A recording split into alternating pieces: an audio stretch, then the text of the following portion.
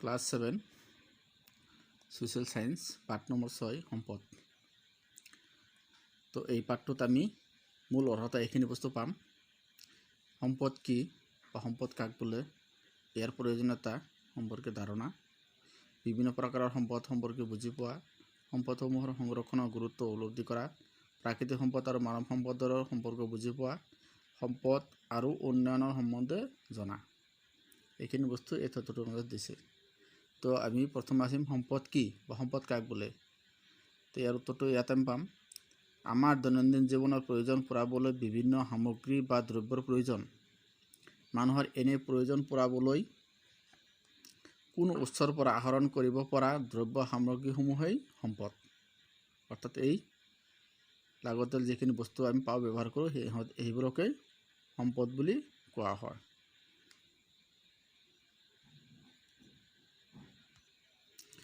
তো তোমালোকে প্ৰশ্ন কৰিব পাৰা যে সকলো সম্পদেই দ্ৰব্যই সম্পদ নেকি?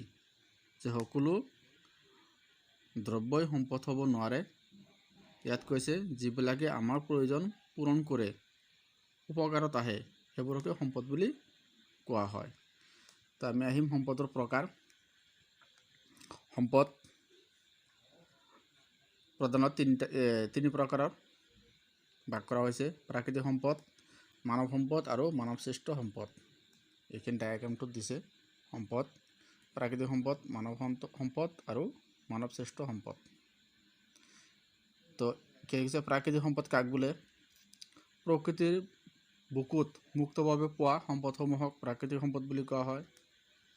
মানৱ সম্পদ হ'ল মানুহেই মানৱ সম্পদ, যিবোৰ মানুহৰ কিছুমান গুণৰ অধিকাৰী, যেনেকৈ শিক্ষা, কাৰিকৰী দক্ষতা, কাম কৰাৰ কৌশলতা, প্ৰযুক্তি, বুদ্ধি, কৌশল ইত্যাদি থকা মানুহক মানৱ সম্পদ বুলি কোৱা হয়। তাৰপিছত মানৱসৃষ্ট সম্পদ। মানৱসৃষ্ট সম্পদ হ'ল প্ৰকৃতিৰ বুকুৰ পৰা আহৰণ কৰা প্ৰাকৃতিক সম্পদসমূহক মানুহে নতুনত্ব ৰূপ দি নতুনকৈ কামত ব্যৱহাৰ কৰাৰ কাৰণে উপযোগী কৰি তোলে। সেইবোৰক হ'ল মানৱসৃষ্ট সম্পদ, মানুহে সৃষ্টি কৰা বা তৈয়াৰ কৰা সম্পদ। তো আমি তিনি প্ৰকাৰৰ সম্পদ পালোঁ। তো ইয়াৰে প্ৰাকৃতিক সম্পদ, এইটো চোৱা যে প্ৰাকৃতিক সম্পদ কাক বোলে। মই আগতে ক'লোঁ যিবোৰ বস্তু সামগ্ৰী প্ৰকৃতিৰ পৰা আহৰণ কৰা হয় সেয়াই প্ৰাকৃতিক সম্পদ। মানুহৰ খাদ্য, বস্ত্ৰ আৰু বাসস্থান, এই মৌলিক প্ৰয়োজনসমূহৰ সকলোখিনি সম্পদ আমি প্ৰকৃতিৰ পৰাই আহৰণ কৰোঁ। এইখিনি আমাৰ মৌলিক প্ৰয়োজনীয় বস্তু কি? খাদ্য, বস্ত্ৰ আৰু বাসস্থান আমি প্ৰকৃতিৰ পৰাই পাওঁ, এইটো প্ৰাকৃতিক সম্পদৰ পৰা পাওঁ। তো এইবিলাক আকৌ দুটা ভাগত ভাগ কৰিছে প্ৰাকৃতিক সম্পদক: অক্ষয় সম্পদ আৰু ক্ষয়িষ্ণু সম্পদ, যিবিলাকে ক্ষয় নহয় কেতিয়াও, আৰু কিছুমান আছে ক্ষয় হৈ যায়।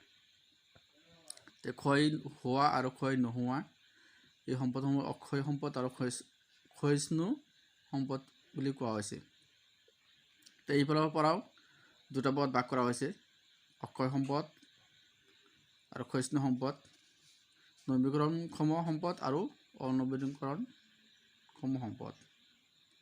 এইখিনি নৱীকৰণক্ষম সম্পদ হ'ল আমি যিবোৰ সম্পদ এবাৰ ব্যৱহাৰ কৰাৰ পিছত আকৌ পুনৰাই ব্যৱহাৰ কৰিব পাৰোঁ বা সজীৱ হৈ উঠে, সেইবোৰ হ'ল নৱীকৰণযোগ্য সম্পদ। আকৌ অনৱীকৰণক্ষম সম্পদ হ'ল যিবোৰ সম্পদ একবাৰ ব্যৱহাৰ কৰাৰ পিছত নিঃশেষ হৈ যায়, নতুনত্বকৈ সৃষ্টি কৰিব নোৱাৰি বা প্ৰকৃতিৰ বুকুত এভেইলেবল পোৱা নাযায়, সেইবিলাকক কোৱা হয় অনৱীকৰণ সম্পদ।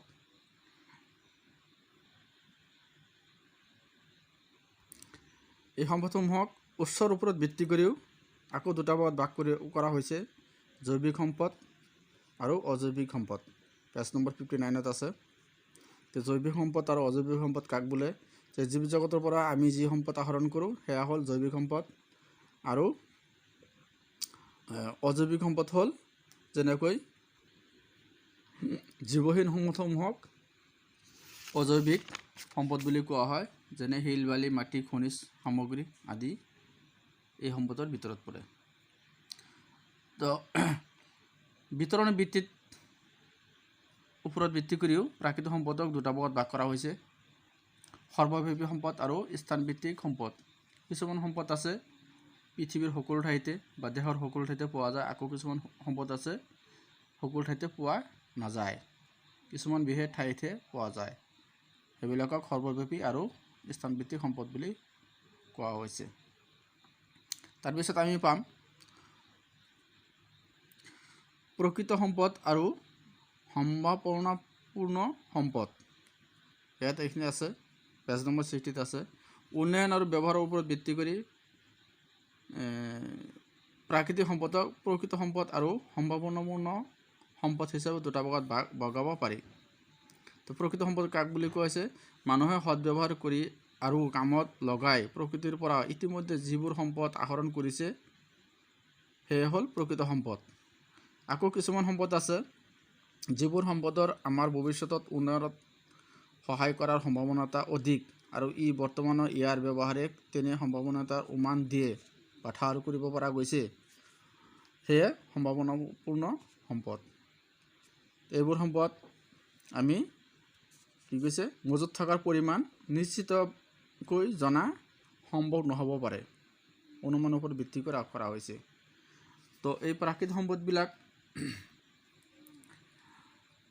মোটামুটিভাৱে বহলাই শ্ৰেণীবিভাজন কৰা হৈছে। এই ডায়াগ্ৰামটো চোৱা।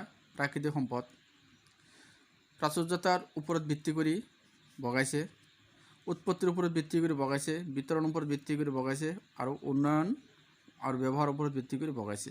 তো বহুতকেইটা ভাগ আমি দেখা গৈছে। এই টেবুলটো চোৱা। নৱীকৰণক্ষম সম্পদ, অনৱীকৰণক্ষম সম্পদ, মই আগতে ক'লোঁ। জৈৱিক সম্পদ, অজৈৱিক সম্পদ, সৰ্বব্যাপী সম্পদ, স্থানভিত্তিক সম্পদ, প্ৰকৃত সম্পদ আৰু সম্ভাৱনাপূৰ্ণ সম্পদ।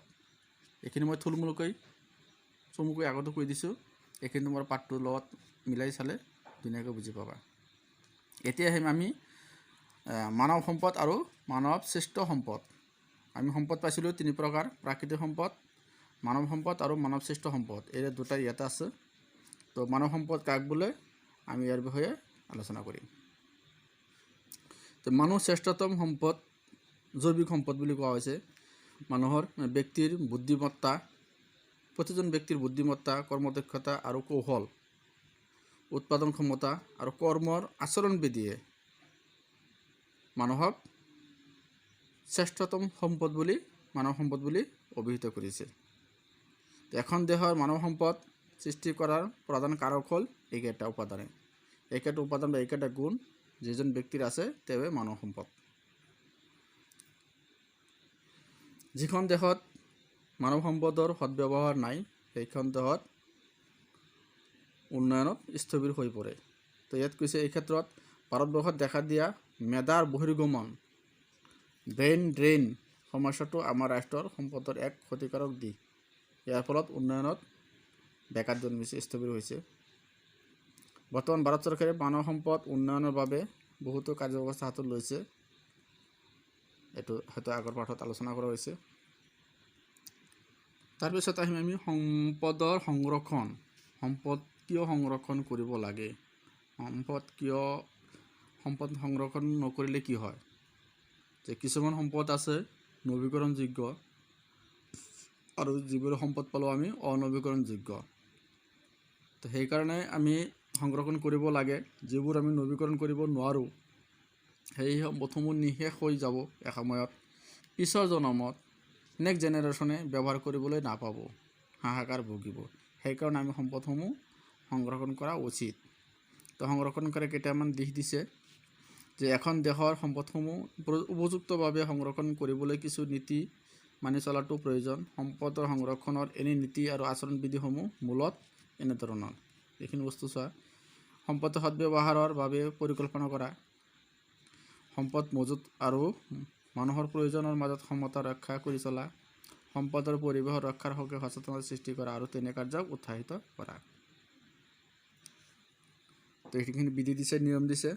আমি এইখিনি পঢ়িলে পাম। তোমালোকে এই চেপ্টাৰটো পঢ়িবা যে পানী সংৰক্ষণৰ বাবে কি কৰিব লাগে, শক্তি সংৰক্ষণৰ বাবে কি কৰিব লাগে, তাৰপিছত ভূমি সংৰক্ষণৰ বাবে কি কৰিব লাগে। এইখিনি কাৰ্যপন্থা আমি কৰিলে এইখিনি বস্তু আমাৰ সংৰক্ষণ হ'ব। প্ৰাকৃতিক সম্পদসমূহ সংৰক্ষণ কৰা হ'ব। তাৰপিছত সম্পদ আৰু উন্নয়ন। এই সম্পদসমূহৰ পৰা কি হৈছে যে বৰ্তমান প্ৰযুক্তিবিদ্যাৰ প্ৰয়োগে প্ৰাকৃতিক সম্পদ ব্যৱহাৰ কৰি অধিক উৎপাদন লাভ কৰিব পৰা গৈছে। যান্ত্ৰিক শক্তিৰ বৃহৎ পৰিমাণত অধিক উৎপাদন কৰিবলৈ লোৱাৰ ফলত প্ৰাকৃতিক সম্পদৰ অত্যাধিক ব্যৱহাৰ হৈছে, সেইকাৰণে সোনকালে এইবোৰ শেষ হ'বলৈ ধৰিছে। ভৱিষ্যতে আমাৰ প্ৰযুক্তিগত দিশৰ উন্নয়নৰ হাৰতকৈ অধিকভাৱে সম্পদৰ উদ্ঘাটন আৰু ব্যৱহাৰ কৰিলে সমস্যাৰ সৃষ্টি হ'ব। যেনেকৈ যান্ত্ৰিক শক্তি উৎপাদন বা ব্যৱহাৰৰ ফালে খৰতকীয়াভাৱে আগবাঢ়িছে, তেনেকৈ প্ৰাকৃতিক সম্পদসমূহ অধিকভাৱে ব্যৱহাৰ হোৱাৰ ফলত অতি সোনকালে ই বিনষ্ট হৈ যাব, নাইকিয়া হৈ যাব, ফলত সমস্যাৰ সৃষ্টি হ'ব। তাৰ বাবে মানুহে কি কৰিছে যে দীৰ্ঘম্যাদী উন্নয়নৰ বাবে সংৰক্ষণ ব্যৱস্থা গুৰুত্ব দিছে। তো আশা কৰোঁ এইখিনি তোমালোকে বুজি পাইছা। ইয়াৰ পিছত আমি কুৱেশ্যনখিনি আলোচনা কৰিম।